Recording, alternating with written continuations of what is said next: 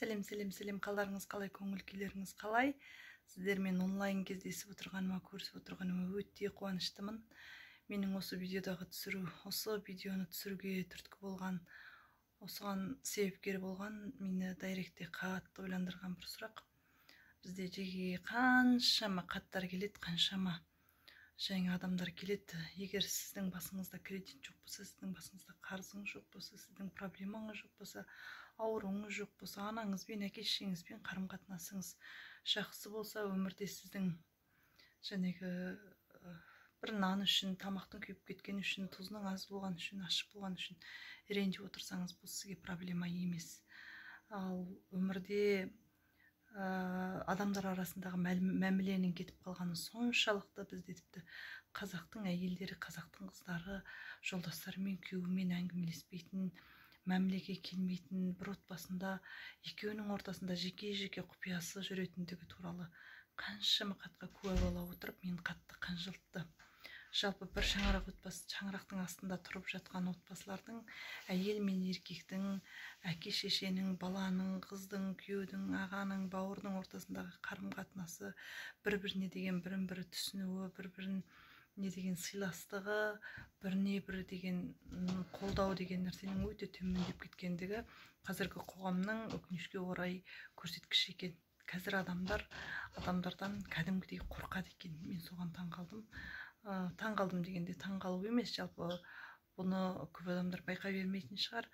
Адамдар өз ішінде, өз бойында, өзінен өзі, күйеуінен, ата-енесінен, әкесінен, шешесінен жәнегідей осындай қорқып жүретін жағдайға жетіпті. Сондықтан бұл адамның самооценкасының, өзін-өзі қабылдауының, өз-өзіне баға берудің жәнегі төмендігі. Сондықтан мен сіздерге айтқан болар едім, бір-бірлеріңізбен мәміледе болыңыздаршы, тіл табысып үйреніңіздер, ашық сөйлесіп үйреніңіздер, ашық бір-біріңізді түсініп үйреніңіздер. Дүрсе қоя беріп біріңізбен біріңіз ұрысуға емес, түсінісуге, талқыласуға, бұның себептері жалпы балалық шақтағы болмай қалған, іске аспай қалған, орындалмай қалған ойлардың жинақтары болуы мүмкін. Сондықтан көмектесіңіз, түсініңіз, сыр бөлісіңіз, сырласыңыз, бір-біріңізбен мәміледе болыңыздар. Тіпті аптаның бір күні болмаса, бір күнінде әйеліңіздің жағдайы қалай, жолдасыңыздың жағдайы қалай, қызыңыздың, балаңыздың, ұлыңыздың жағдайы қалай екен сөйлесіп көріңіз, сырласыңыз. Мына 5 күндік өмірде кішкене мен енді бер жағынан айтып жатырмын, ар жағын айтып жатқан жоқпын. Ар жағы қызықты болатын болса, психологиялық кеңестер керек болатын болса, менің жекеме хабарласыңыздар. Мен тіке отырып, бұл онлайн сабақта мен бәріне былай айта беруім болмайды. Өйткені біреудің травмасына тиіп кетуі мүмкін, біреудің көңіл күйіне тиіп кетуі мүмкін, біреудің отырған жарасы дейді ғой, соған тұз сеуіп жіберуі мүмкін. Сондықтан әрбір адамда әртүрлі проблема, жағдайлар болып жатыр. Соның бергі сіздердің қолдарыңыздан келетін, бірлеріңіз көмек ете алатын жағдайын айтып жатырмын. Жалпы мәмілеге келіңіздерші, бір-бірлеріңізбен әңгімелесіп көріңіздер, жақындарыңызбен сырласып көріңіздер, шер тарқатысыңыз. Өйткені сіздің жаныңызда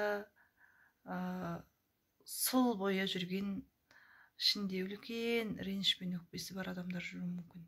Сіздің жаныңызда, сіздің жақыныңыз дегеніңіз сізге жат болып жүруі мүмкін.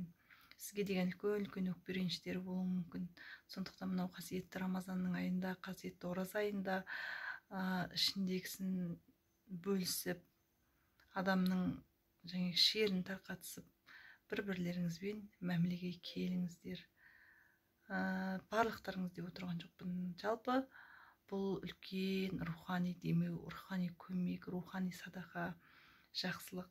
Бір адамның болсын сіз өміріне кішкентай болсын өзгеріс кіргізсеңіз, кішкене жақыныңыздың қолдауы деген өте мықты мотивация, өте үлкен күш беріңіздер. Аналарыңызбен сырласыңыздар, әкелеріңізбен жетіп барып ойбай құшақтап еркелемесеңіз де еркелеңіз, жылы сөзіңізді айтыңыз, тырысыңыз, жалпы күлімдеңіз, бір күніңізді прям барлығын жинап қойып, сырып қойып, бір күніңізді арнап көріңізші. Жаныңызда жүрген жақыныңыз, сіздің ең жақыныңыз. Ол сіз ішіңізден ойлап тұруыңыз мүмкін, ол қиын, қатты, мені түсінбейді деп, жоқ. Ол сізді міндетті түрде түсінеді, сыр бөліседі, сырласады. Сондықтан жақыныңызбен жат болмаңыз дегім келеді. Пайдалы болсын.